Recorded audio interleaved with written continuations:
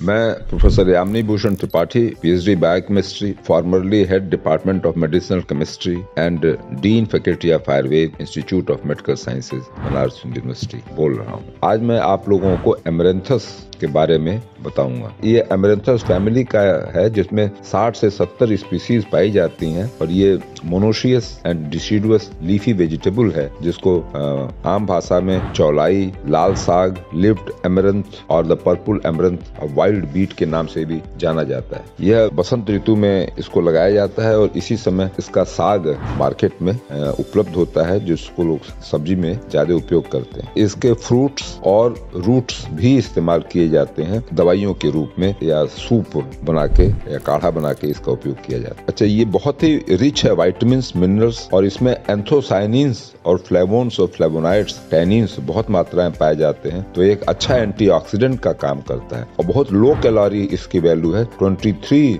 Calorie पर 100 ग्राम। तो obesity को कंट्रोल करने में भी इसका बड़ा योगदान है। पेट भर जाएगा और कैलोरी भी नहीं जाएगी, तो इससे ओबेसिटी में स्ट्रिंजेंट प्रॉपर्टीज भी इसमें बहुत है। तो इसमें मुंह में छाले पड़ जाते हैं तो उसमें भी इसका उपयोग होता है। थ्रोट इन्फेक्शन, हेडेक एंड इस प्रकार के जो परेशानियां हैं उसमें भी ठीक करता है। ये डाइजेस्टिव सिस्टम को भी इम्प्रूव करता है और विटामिन ए और सी इसमें बहुत होता है और मिनरल के रूप में कैल्शियम, आयरन और पोटेशियम अधिक मात्रा में पाई जाती है। इसका उपयोग एंटी डायबिटिक और एंटी हाइपरटेंसिव के रूप में भी किया जाता है और इसका लेप वुंड हीलिंग में वो बाहर से लगा के मलहम की तरह बांध देते हैं, उसमें भी बड़ा इफेक्टिव है और ये एंटी माइक्रोबियल प्रॉपर्टी भी होती है, तो इन्फेक्शंस चोट वोट में कहीं हो तो उसको भी ये कंट्रोल करता है। इसके फ्लेवोन्स जो हैं, फ्लेवोन एक प्रकार का सेकेंडरी मेटाबोलाइट्स है जो प्लांट्स में बनते हैं। इसमें क्वेरसिटीन, कैम्फेरॉल एंड पॉलीफिनोलिक कंपाउंड्स बहुत मात्रा में पाए जाते हैं। कुछ रिसर्च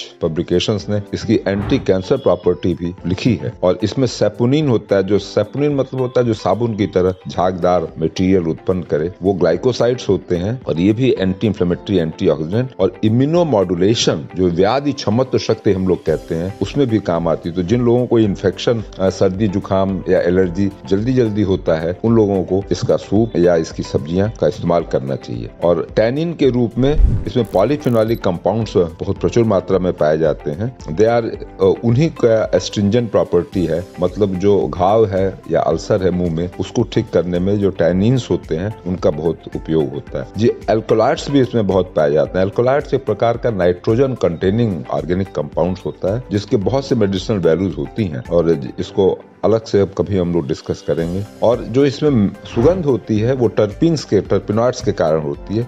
टर्पीन्स एक प्रकार का भी ऑर्गेनिक मॉलिक्यूल है जो आइसोप्रीन यूनिट 5 कार्बन यूनिट्स को एक आइसोप्रीन यूनिट्स होती हैं, उसके बेस बनाकर ये टर्पिनॉइड्स एसेंशियल ऑयल्स बनते हैं। जो इसमें सुगंध होता है वो इसी कारण होता है। इसी से इसकी एंटी माइक्रोबियल प्रॉपर्टी भी एसोसिएटेड है। फिनोलिक कंपाउंड्स में मुख्य रूप से फ्यूरिलिक एसिड और कैफिक एसिड पाया जाता है, वो भी एंटीऑक्सीडेंट का काम करता है। इसमें प्रचुर मात्रा में लिग्नेंस होते हैं जो फेनिल प्रोपोनाइड्स के नाम से जाए जाते हैं। इसमें मुख्य रूप से, अब जैसे पहले बताया, क्यूरसेटीन, रूटीन, कैम्फेरॉल एंड आइसोरेमेंथिन नाम के फ्लेवोनाइड्स बहुत पाए जाते हैं। अब हम लोग इसके कलर की बात करते हैं। चूंकि ये कलर्ड होता है, इसमें एंथोसायनिन्स अधिक मात्रा में होते हैं, वो भी अच्छे एंटीऑक्सीडेंट होते हैं। यही इसकी प्रॉपर्टी है जिसके लिए इसका विशेष उपयोग होता है। इसको अधिकतर इसके सीड को इस्तेमाल करते हैं इसके प्रोपोगेशन के लिए, लेकिन आप चाहें तो इसका ट्रांसप्लांट सीडलिंग को ग्रो करके फिर से ट्रांसप्लांट लगा सकते हैं। ये थोड़े एसिडिक